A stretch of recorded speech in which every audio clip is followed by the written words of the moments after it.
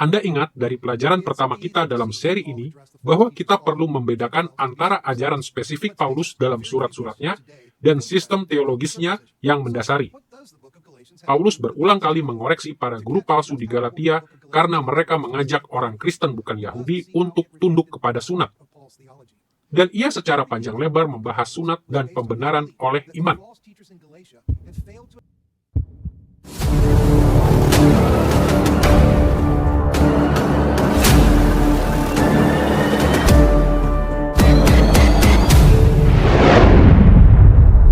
Pernyataan langsung Paulus tentang sunat dan keselamatan sesungguhnya adalah ungkapan dari keyakinan teologis yang lebih mendasar. Ajarannya dalam kitab Galatia adalah aplikasi dari perspektif inti eskatologis Paulus. Anda ingat bagaimana Rasul Paulus mengajarkan bahwa zaman agung yang akan datang telah dimulai dalam kematian dan kebangkitan Kristus. Bahkan, meskipun dosa dan maut belum dilenyapkan sepenuhnya sampai kedatangan Kristus dalam kemuliaan. Dan ini berarti orang Kristen hidup dalam masa yang disebut sudah dan belum. Suatu masa ketika dosa dan maut bertumpang tindih dengan zaman keselamatan kekal. Tetapi fakta bahwa zaman ini dan zaman yang akan datang hadir secara berbarengan memunculkan berbagai kesalah pengertian yang genting dalam jemaat Galatia. Paulus percaya bahwa kontroversi spesifik tentang sunat, pembenaran, dan semacam itu sebenarnya adalah gejala dari masalah yang lebih mendasar. Kesalahan yang lebih fundamental di Galatia ialah para guru palsu telah sangat meremehkan sejauh manakah Kristus telah menghadirkan zaman yang akan datang melalui kematian dan kebangkitannya. Mereka gagal menyadari bahwa sebagian besar dari zaman yang akan datang itu kini telah hadir. Akibatnya kita dapat menyebut ajaran palsu ini eskatologi yang tidak sempurna penggenapannya. Artinya perspektif mereka memburamkan signifikansi dari kedatangan Kristus yang pertama.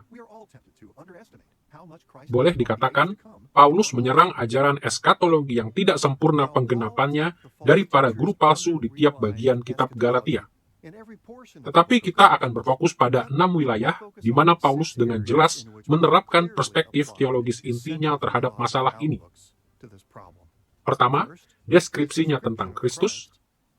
Kedua, fokusnya pada Injil. Ketiga, hukum Musa. Keempat, doktrin kesatuan dengan Kristus. Kelima, penekanannya pada Roh Kudus dalam kehidupan Kristen. Dan keenam, rujukan terakhirnya ke doktrin ciptaan baru. Kristus. Rujukan Paulus kepada doktrinnya tentang hari-hari terakhir menjadi jelas dalam deskripsinya tentang Kristus dalam pendahuluan kitab Galatia. Dengarkan bagaimana Paulus memaparkan tentang Yesus dalam Galatia pasal 1 ayat 3-4 berikut. Kasih karunia dan damai sejahtera bagi kamu dari Allah Bapa kita dan dari Tuhan Yesus Kristus yang telah menyerahkan dirinya karena dosa-dosa kita untuk menyelamatkan kita dari zaman sekarang yang jahat ini. Galatia pasal 1 ayat 3-4 diterjemahkan dari New International Version. Perhatikan bahwa Paulus tidak sekadar menyampaikan berkat dari Bapa dan Kristus untuk orang Kristen Galatia. Sebaliknya, ia menarik perhatian kepada maksud Bapa dalam mengutus Kristus. Sebagaimana ia menyebutkannya di sini, Yesus telah diutus untuk menyelamatkan kita dari zaman sekarang yang jahat ini. Ungkapan zaman sekarang yang jahat ini senada dengan terminologi Yahudi standar yang kini telah kita kenal baik. Zaman sekarang yang jahat ini adalah istilah lain untuk zaman ini, yaitu zaman dosa dan penghakiman sebelum kedatangan Sang Mesias. Paulus memaparkan Kristus dengan cara ini sebab ia ingin menunjukkan di awal suratnya bahwa orang Kristen Galatia telah gagal memahami alasan kedatangan Kristus ke dunia ini, yaitu untuk membawa orang Kristen ke dalam zaman yang akan datang. Para guru palsu di Galatia telah menyebabkan banyak orang Kristen gagal melihat perubahan-perubahan besar yang telah dibawa oleh Kristus ke dunia ini. Ini khususnya nyata dalam fakta bahwa para guru palsu itu bersikeras untuk kembali kepada sunat, yang adalah tanda perjanjian yang telah kedaluarsa. Iman Kristen mengajarkan bahwa Yesus datang ke bumi ini untuk melepaskan orang percaya dari zaman ini dan dari jalan-jalannya yang lama. Menyangkali kebenaran ini dalam teori atau praktek berarti menyangkali hakikat iman Kristen. Injil. Cara kedua yang digunakan Paulus untuk menyatakan keprihatinannya terhadap eskatologi yang tidak sempurna penggenapannya di jemaat Galatia adalah dengan menjelaskan perselisihannya dengan para guru palsu sebagai perkara Injil. Dengarkan cara Paulus menyimpulkan perkara ini dalam Galatia pasal 1 ayat 6-7 berikut. Aku heran bahwa kamu begitu lekas berbalik, mengikuti suatu Injil lain yang sebenarnya bukan Injil. Galatia pasal 1 ayat 6-7. Kita dapat yakin bahwa para guru palsu di Galatia tidak pernah berhenti membicarakan tentang Yesus. Mereka masih menyebut diri mereka orang Kristen. Jadi mengapa Paulus menyebut pemberitaan mereka sebagai suatu Injil lain atau sama sekali bukan Injil? Untuk menangkap makna yang penting di balik pernyataan ini, kita harus mengingat bahwa ungkapan Injil atau kabar baik adalah terjemahan dari kata Yunani Euangelion.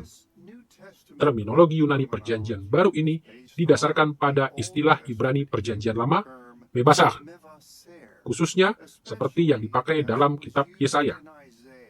Dengarlah perkataan Nabi Yesaya dalam Yesaya pasal 52 ayat 7 ini. Betapa indahnya kelihatan dari puncak bukit-bukit kedatangan pembawa berita yang mengabarkan berita damai dan memberitakan kabar baik, yang mengabarkan berita selamat dan berkata kepada Sion, Allahmu itu Raja. Yesaya pasal 52 ayat 7. Dalam bagian ini, Yesaya berbicara tentang saat ketika masa pembuangan Israel dalam Perjanjian Lama akan berakhir. Dan ia memakai istilah kabar baik untuk menyampaikan pengumuman bahwa masa pembuangan sudah berakhir. Bahwa Allah telah menegakkan pemerintahannya dalam sejarah manusia, dan bahwa Allah telah mulai menghakimi musuh-musuhnya dan memberkati umatnya. Seperti yang dikatakan Yesaya di sini, kabar baik keselamatan itu ialah Allahmu itu Raja, atau pemerintahan Allah. Pemerintahan Allah sesudah masa pembuangan ini dalam Perjanjian Baru disebut Kerajaan Allah, yang juga adalah istilah lain untuk zaman yang akan datang. Jadi ketika Paulus berkata bahwa para guru palsu sama sekali tidak mewartakan Injil, ia menyiratkan mereka telah menyangkal bahwa Kristus telah membawa zaman yang akan datang itu, zaman keselamatan, zaman kerajaan Allah, dengan mengajarkan sunat dan menyiratkan pembenaran oleh ketaatan kepada hukum Taurat. Para guru palsu menyangkali signifikansi yang sejati dari kedatangan Kristus yang pertama. Mereka tidak memiliki kabar baik atau Injil untuk ditawarkan kepada orang lain, sebab mereka tidak percaya bahwa Kristus telah membawa kerajaan Allah atau zaman yang akan datang dengan cara apapun yang signifikan. Di sini, sekali lagi, Paulus mengerti akar permasalahan di Galatia, bahwa para guru palsu itu memiliki eskatologi yang tidak sempurna penggenapannya. Injil Kristen adalah pewartaan bahwa Kristus sungguh-sungguh telah mendatangkan kerajaan Allah ke bumi. Ia telah memperkenalkan zaman yang akan datang. Taurat. Cara ketiga yang menunjukkan bagaimana eskatologi Paulus mempengaruhi suratnya kepada orang Galatia ialah penilaiannya terhadap hukum Musa. Paulus menyinggung soal Taurat beberapa kali dalam surat ini. Tetapi dalam pasal 3, ia dengan jelas membahas tujuan dari Taurat dalam kaitannya dengan zaman ini dan zaman yang akan datang. Kita telah melihat bahwa menerima berkat-berkat Allah karena iman bukanlah sejenis doktrin baru yang dibawa Paulus dalam penginjilan kepada orang bukan Yahudi. Iman telah selalu merupakan jalan keselamatan di seluruh Alkitab. Tetapi penekanan Paulus pada iman membangkitkan suatu pertanyaan serius. Jika berkat Allah untuk orang Yahudi dan orang bukan Yahudi telah selalu diberikan hanya melalui iman, lalu apa tujuan dari hukum Musa? Mengapa Allah memberikan hukum Musa kepada Israel? Paulus menjawab pertanyaan-pertanyaan ini dalam pasal 3 ayat 19 berikut. Kalau demikian, Apakah maksudnya hukum Taurat? Ia ditambahkan oleh karena pelanggaran-pelanggaran sampai keturunan yang dimaksud oleh janji itu telah datang. Galatia pasal 3 ayat 19 diterjemahkan dari New International Version. Perhatikan bagaimana Paulus mengungkapkannya. Hukum Taurat diberikan karena pelanggaran-pelanggaran dan sampai datang keturunan yang dimaksud oleh janji itu. Sekilas, mungkin seolah-olah Paulus begitu saja mengesampingkan relevansi moral dari hukum Musa dan menggesernya ke zaman sebelum kedatangan Kristus. Beberapa bagian lain dalam surat Galatia menunjukkan pengertian yang berbeda. Dalam Galatia pasal 5 ayat 14, Paulus merujuk ke Imamat pasal 19 ayat 18 untuk menjelaskan mengapa orang percaya harus mengejar kasih. Sebab seluruh hukum Taurat tercakup dalam satu firman ini, yaitu, kasihilah sesamamu manusia seperti dirimu sendiri. Galatia pasal 5 ayat 14. Rujukan lainnya kepada Taurat muncul dalam Galatia pasal 5 ayat 22-23. Ia menulis di sana, tetapi buah roh ialah kasih, sukacita, damai sejahtera, kesabaran, kemurahan, kebaikan, kesetiaan, kelemah lembutan, penguasaan diri. Tidak ada hukum yang menentang hal-hal itu. Galatia pasal 5 ayat 22-23. Tetapi jika Paulus tidak mengajari orang Kristen untuk membuang hukum Musa, lalu mengapa ia menulis dalam Galatia pasal 3 ayat 19 bahwa Taurat diberikan karena pelanggaran-pelanggaran, dan itu hanya berlaku sampai keturunan itu telah datang? Untuk menjawab pertanyaan ini, akan menolong jika kita ingat bahwa masalah di Galatia adalah para guru palsu berpikir bahwa hukum Taurat itu jauh lebih baik daripada keadaannya yang sebenarnya. Mereka berpikir ketaatan kepada Taurat adalah jalan untuk menerima keselamatan dari Allah. Tetapi Paulus mengajarkan bahwa Allah selalu memberkati umatnya melalui sarana iman. Itu sebabnya dalam pasal 3 ayat 19 ia berkata bahwa hukum Taurat ditambahkan karena pelanggaran-pelanggaran.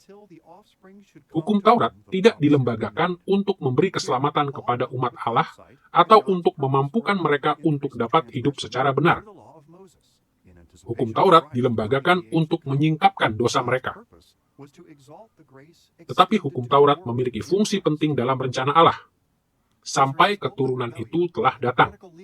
Maksudnya, sampai Kristus datang. Hukum Musa diberikan untuk menghakimi manusia karena dosa mereka. Tetapi, otoritas Taurat untuk menghakimi hanya sementara. Karena Kristus sudah datang, ia telah meresmikan zaman yang baru. Dan karena orang percaya dipersatukan dengan Kristus, mereka telah dibimbing masuk ke dalam zaman yang akan datang. Dan dalam zaman yang akan datang, otoritas Taurat untuk menghakimi telah dihapuskan. Para pengikut Kristus yang sejati bebas dari penghakiman hukum Taurat. Kesatuan dengan Kristus. Cara keempat yang menunjukkan bagaimana tulisan Paulus bergantung pada perspektif intinya tentang eskatologi adalah dengan memusatkan perhatian pada kesatuan orang percaya dengan Kristus. Para guru palsu di Galatia mendorong orang Galatia untuk mengerti keselamatan mereka dalam artian individualistis. Fokus mereka pada sunat dan pelaksanaan hukum Musa telah mengerdilkan keselamatan menjadi usaha perorangan untuk hidup benar, dan menyiratkan pencapaian pembenaran untuk menaati hukum Taurat. Akibatnya, semua orang, laki-laki, perempuan, dan anak-anak dibiarkan berdiri di hadapan Allah atas dasar jasa diri mereka masing-masing. Tetapi Paulus bersikeras bahwa baik pembenaran maupun kehidupan yang benar tidak dapat diperoleh dengan jalan ini. Pembenaran dan kehidupan yang benar harus datang melalui kesatuan dengan Kristus. Dalam Galatia pasal 3 ayat 26-29, Paulus menegaskan ini demikian. Sebab kamu semua adalah anak-anak Allah karena iman di dalam Yesus Kristus. Karena kamu semua yang dibaptis dalam Kristus telah mengenakan Kristus. Dalam hal ini, tidak ada orang Yahudi atau orang Yunani. Tidak ada hamba atau orang merdeka. Tidak ada laki-laki atau perempuan. Karena kamu semua adalah satu di dalam Kristus Yesus. Dan jikalau kamu adalah milik Kristus, maka kamu juga adalah keturunan Abraham dan berhak menerima janji Allah. Galatia pasal 3 ayat 26-29. Para guru palsu di Galatia sesungguhnya mengajarkan bahwa sebagian orang percaya dalam gereja lebih baik ketimbang yang lain, sebab tiap orang berdiri atau jatuh di hadapan Allah atas dasar jasa mereka sendiri. Tetapi mereka salah. Yang benar ialah bahwa kita mengenakan Kristus. Kita ada di dalam Kristus Yesus. Karena kita dipersatukan dengan Kristus dengan cara ini, Allah memandang kepada orang Kristen seakan-akan mereka adalah Kristus sendiri. Dan karena Kristus sepenuhnya benar dan kudus, dibenarkan dan layak menerima segala berkat Abraham, Allah melihat kita juga sebagai orang benar, kudus, dibenarkan, dan layak memperoleh berkat juga. Sekali lagi, perspektif Paulus berasal dari eskatologinya. Paulus mengajarkan transisi dari zaman penghakiman masa kini ke zaman berkat yang akan datang terjadi melalui kehidupan, kematian, dan kebangkitan Kristus. Dengan ketaatannya kepada Taurat, Kristus memenuhi tuntutan-tuntutan Taurat untuk semua orang percaya. Dengan kematiannya menggantikan orang percaya, yaitu menanggung kutuk Taurat untuk mewakili mereka, Kristus telah memenuhi tuntutan Taurat bahwa dosa harus dihukum dengan kematian. Dengan kebangkitannya untuk mewakili orang percaya, Kristus dan mereka yang untuknya ia mati, dibela oleh Bapa sebagai mereka yang layak menerima kemuliaan. Akibatnya, ketika orang percaya dipersatukan dengan Kristus oleh iman, Allah memandang mereka seakan-akan mereka adalah Kristus sendiri. Dan atas dasar itu, menganggap mereka telah mati terhadap kutuk Taurat bersama Kristus, dan telah dibangkitkan bersama Kristus ke dalam kehidupan baru dari zaman yang akan datang. Mengikuti para guru palsu Galatia berarti menolak peran inti Kristus sebagai pewaris janji Abraham. Itu berarti menuntut tiap orang untuk mengejar berkat dari kehidupan yang benar dengan usahanya sendiri. Tetapi Paulus melihat Kristus sebagai keturunan Abraham yang melaluinya semua aspek keselamatan itu datang, sehingga menyatakan dengan jelas bahwa orang percaya menerima semua berkat Allah hanya ketika mereka dipersatukan dengan Kristus. Roh Kudus. Cara kelima yang menunjukkan bahwa eskatologi Paulus membimbingnya untuk menulis surat Galatia adalah dalam pembahasan tentang peran Roh Kudus dalam kehidupan Kristen. Bahkan peran Roh Kudus adalah salah satu ide utama dalam pikiran Paulus sementara ia menulis surat ini. Penekanan ini dapat dilihat dalam paparan pertama Paulus tentang para guru palsu di Galatia. Perhatikan tulisannya dalam Galatia pasal 3 ayat 1-3 berikut. Hai orang-orang Galatia yang bodoh, siapakah yang telah mempesona kamu? Adakah kamu sebodoh itu? Kamu telah mulai dengan roh. Maukah kamu sekarang mengakhirinya di dalam daging? Galatia pasal 3 ayat 1-3. Paulus heran bahwa orang Kristen Galatia yang telah mulai kehidupan Kristen mereka dengan mengandalkan Roh Kudus, entah bagaimana telah diperdaya untuk mengandalkan usaha mereka sendiri. Bagian di mana Paulus menuntut pembacanya untuk sungguh-sungguh memperhatikan kontras antara karya Roh Kudus dan karya usaha kedagingan manusia terdapat dalam Galatia pasal 5 ayat 16-26. Di sana ia membangun sebuah kontras tajam antara daging dan roh. Paulus mengkontraskan perbuatan-perbuatan yang berasal dari natur yang berdosa atau usaha kedagingan manusia dengan buah roh. Dalam Galatia pasal 5 ayat 19-21, ia mendaftarkan perbuatan daging sebagai perbuatan yang meliputi percabulan, kecemaran, hawa nafsu, penyembahan berhala, sihir, perseteruan, perselisihan, iri hati, amarah, kepentingan diri sendiri, percideraan, roh pemecah, kedengkian, kemabukan, dan pesta pora. Tetapi dalam Galatia pasal 5 ayat 22-23, ia mendaftarkan buah roh sebagai kasih, sukacita, damai sejahtera, kesabaran, kemurahan, kebaikan, kesetiaan, kelemah lembutan, dan penguasaan diri. Para guru palsu ingin agar orang mempercayai bahwa dengan usaha kedagingan mereka dapat tunduk kepada sunat, dan bahwa mereka bisa dimampukan untuk hidup benar dengan usaha kedagingan manusia. Tetapi seperti yang Paulus tunjukkan di sini, satu-satunya yang dapat dihasilkan oleh usaha manusia adalah dosa. Yoel pasal 2 ayat 28 adalah salah satu nubuat yang dengan jelas mengungkapkan bahwa selama zaman yang akan datang, Allah akan mencurahkan rohnya dengan cara yang belum pernah digunakannya dalam perjanjian lama. Kemudian daripada itu akan terjadi bahwa aku akan mencurahkan rohku ke atas semua manusia. Maka anak-anakmu laki-laki dan perempuan akan bernubuat. Orang-orangmu yang tua akan mendapat mimpi, teruna-terunamu akan mendapat penglihatan-penglihatan. Yoel pasal 2 ayat 28. Roh Kudus telah hadir bersama orang percaya bahkan sebelum Kristus datang. Dan ia telah memampukan orang percaya untuk tetap setia kepada Allah. Tetapi waktu itu, kepenuhan yang lebih besar dan karunia-karunia khusus darinya masih belum diberikan. Dengan sedikit pengecualian bagi segelintir orang seperti para nabi, imam, dan raja. Dalam artian ini, kehadiran Roh Kudus kurang dramatis dan melimpah dalam perjanjian lama. Tetapi Yoel menubuatkan bahwa dalam zaman yang akan datang, Roh Kudus akan dicurahkan ke semua kelas dan kelompok orang percaya. Dan seperti yang kita pelajari dalam Kisah Para Rasul pasal 2, nubuat Yoel mulai digenapi pada hari Pentakosta. Waktu itu Allah mulai mencurahkan rohnya ke atas semua umatnya dalam cara yang dramatis, yang menunjukkan bahwa pengharapan akan zaman yang akan datang telah menjadi kenyataan. Tetapi di Galatia, para guru palsu telah mengajar orang Galatia untuk mengandalkan usaha mereka sendiri untuk hidup benar. Dan ini menunjukkan bahwa para guru palsu itu telah menyangkali pemberian karunia dan kemampuan yang berlimpah dari roh dalam zaman perjanjian baru.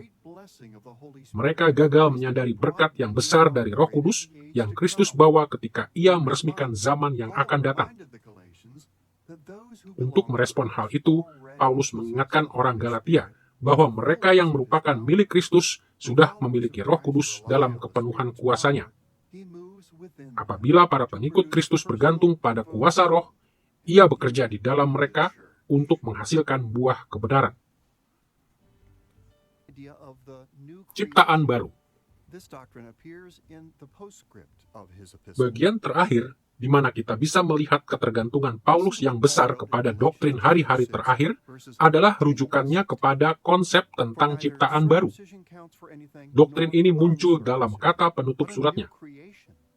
Perhatikan cara Paulus menyatakan ini dalam Galatia pasal 6 ayat 15-16 berikut. Sebab bersunat atau tidak bersunat tidak ada artinya, tetapi menjadi ciptaan baru, itulah yang ada artinya. Dan semua orang yang memberi dirinya dipimpin oleh patokan ini, turunlah kiranya damai sejahtera dan rahmat atas mereka dan atas Israel milik Allah. Galatia pasal 6 ayat 15-16. Dalam banyak hal, perkataan ini menyimpulkan keseluruhan perspektif yang disajikan dalam kitab Galatia. Dalam perspektif Paulus, para lawannya terlalu mementingkan sunat. Padahal dengan datangnya Kristus, tidak lagi penting apakah seorang disunat atau tidak.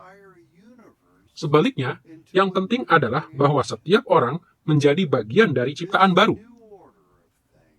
Anda ingat bahwa Paulus percaya salah satu hal yang menunjukkan bahwa eskaton atau zaman akhir telah datang dengan kedatangan Kristus yang pertama ialah bahwa Kristus telah memulai pembaruan atas seluruh alam semesta menjadi ciptaan baru.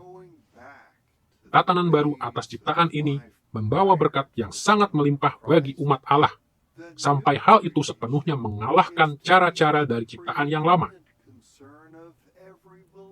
Ketimbang berbalik ke jalan-jalan kehidupan yang lama sebelum kedatangan Kristus, hidup dalam ciptaan baru harus menjadi perhatian yang paling utama dari setiap orang percaya. Sejak zaman Paulus sampai kedatangan Kristus kembali, yang harus menjadi perhatian utama dari setiap pengikut Kristus adalah kehidupan dalam ciptaan baru. Dan sebagaimana yang ditulis Paulus, mereka yang memilih hal ini sungguh-sungguh adalah Israel milik Allah. Dalam pelajaran ini kita telah melihat bagaimana Paulus menjawab masalah yang muncul dalam gereja di Galatia. Kita telah menelusuri latar belakang para guru palsu di Galatia, isi surat Paulus, dan akhirnya kita melihat bagaimana Paulus bergantung pada eskatologi yang merupakan inti doktrinnya dalam menjawab masalah di Galatia. Dengan merenungkan respon Paulus kepada jemaat Galatia, kita tidak saja melihat bagaimana ia membimbing mereka melalui masalah mereka yang sangat serius, tetapi juga bagaimana Paulus bicara kepada kita pada masa kini. Berulang kali, orang Kristen modern hidup seperti orang Galatia. Kita lupa bagaimana kedatangan Kristus yang pertama telah mengubah sejarah manusia. Seperti orang Kristen Galatia, kita kembali kepada kegagalan dan frustrasi kehidupan, seakan-akan ada sedikit sekali yang telah Yesus lakukan. Tetapi intisari teologi Paulus berbicara kepada kita sebagaimana kepada orang di Galatia. Kristus telah mengeluarkan kita dari zaman sekarang yang jahat ini, supaya kita boleh hidup dalam berkat-berkat dari zaman yang akan datang. Sambil kita mengarahkan hati kita ke jalan ciptaan baru yang telah datang dalam Kristus, kita akan menemukan bahwa Injil Kristus sungguh adalah kabar baik.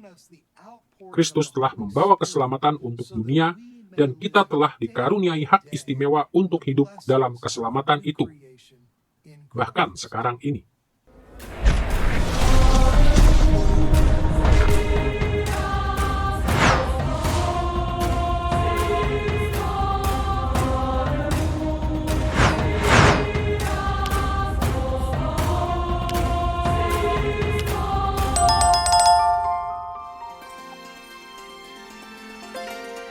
I believe in God the Father Almighty, maker of heaven and earth.